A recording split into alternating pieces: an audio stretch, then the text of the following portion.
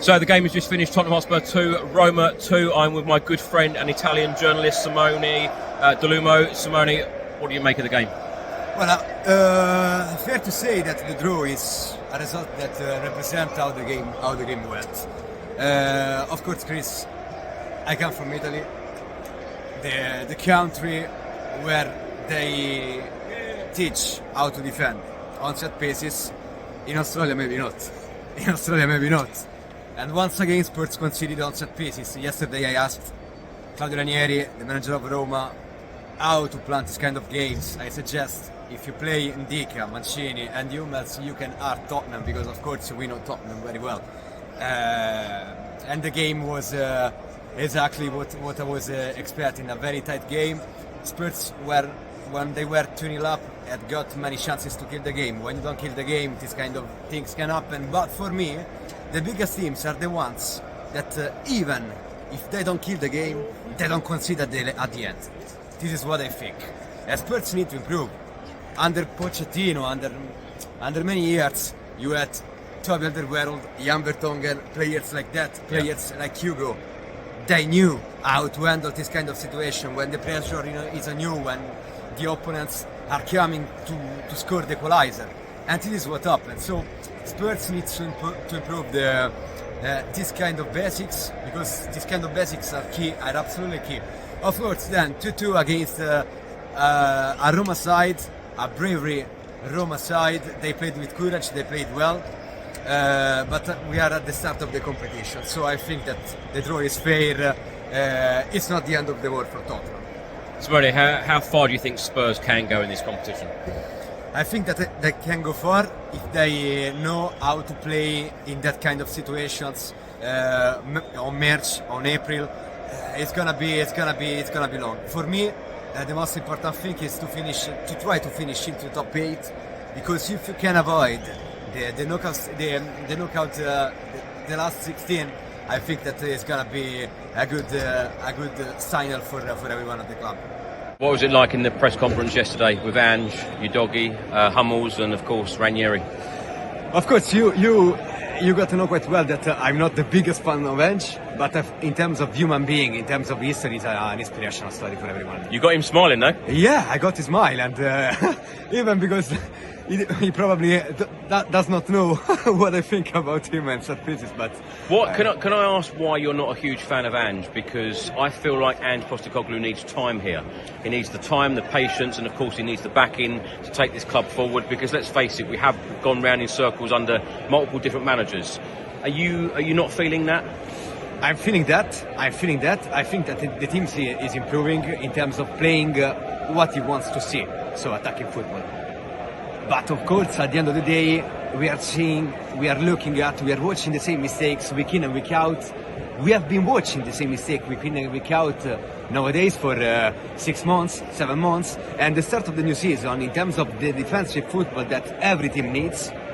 I'm looking at the same mistakes that we made at the end of last season. So if you look at the way Spurs lost the North London derby with Arsenal on April, it was the same then when Romero lost lost Gabriel Magallanes, and Spurs managed to lose another derby. So if Ange fixed this kind of stuff, I'm Ange in, totally. But I think that in terms of human being, in terms of values, in terms of playing that kind of attacking football, I completely understand why Spurs crowd loves him. And this is an inspirational story, because we are talking about someone who nobody give him anything. So coming from Australia and being a manager in the Premier League is something huge, is something incredible, and I think that he deserves this unbelievable chance. Of course, Spurs number 1 and Italian goalkeeper Vicario is now out. It looks like he's going to be out for a couple of months. Fraser Forster, of course, played today. How do you think he got on? I think that he played quite well. The stop on Mancini in the injury time was amazing, but I'm a big fan of Fraser Forster because, of course, in terms of being professional, he's always been fantastic. But I think that during his career, he's always been a very underrated keeper. I think that he's quite good. And I don't think Spurs in the last 10 years, 12 years, has ever had a so strong second keeper like him. I think that he's far better than Michel Vorm. With all the respect to Michel Vorm, I think that he's a very far better keeper than Gollini, than Michel Vorm. I think that he took his chance. He deserved to play, and I don't think in January Spurs will move for a keeper if he's not gonna be a keeper on long-term distance. Simone, lastly, who are the standout players for you on both sides this evening? On both sides, I think that Angelino for Roma played quite well.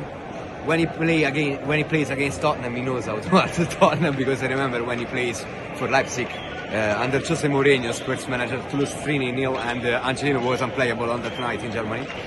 What I would say for Spurs, I was really impressed by someone that no one talk about. Ben Davies, 10 years at the club. I absolutely love the guy. Absolutely love the way, the intelligence. He's so clever in his game. He was playing as a left back under Jose and under Poch. He was playing as a left wing back for Antonio. Now he, of course, with a different interpretation, with someone like Ange that loves to play attacking football. Now he's a centre back, no problem at all. He defended fantastically well. He played an incredible game at the Etihad, anticipating Haaland in every occasion, in every chance. Yeah. So it could be easier to spell other names, Chris, but I really love the man because he's Tottenham. No one talks about him.